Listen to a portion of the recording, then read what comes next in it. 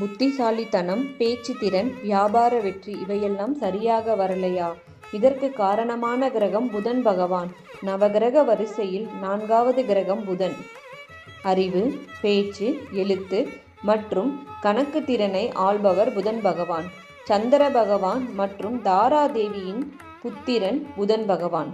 அமைதியான சுபகிரகமாக கருதப்படுகிறார். பசுமை நிற ஒளிவுடன் வேத புத்தியையும் கல்வி ஞானத்தையும் பிரதிநிதித்துவம் படுத்துகிறார். ஜோதிடத்தில் புதன் அறிவு, கல்வி, பேச்சு திறன், வியாபாரம், எழுத்து, தகவல் தொடர்பு இவற்றை குறிக்கிறார். புதன் வலிமையாக இருந்தால் புத்திசாலித்தனம், வியாபார வெற்றி, நல்ல முடிவெடுக்கும் திறன் கிடைக்கும்.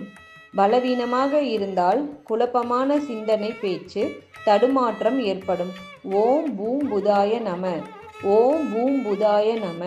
ஓம் பூம் புதாய நம. புதன்கிழமையில் காலை நேரத்தில் 9 அல்லது 27 முறை உச்சரித்தால் அறிவு, பேச்சு திறன், வியாபார புத்தி வளரும். பச்சை நிற உடை, துளசி அல்லது பச்சை பயிர் தானமாக கொடுப்பது கணக்கு, கல்வி, பேசும் வேளையில் முன்னேற்றம் ஏற்படும். புதன் அருள் இருந்தால் வாழ்க்கையில் அறிவுதான் வழிகாட்டும்.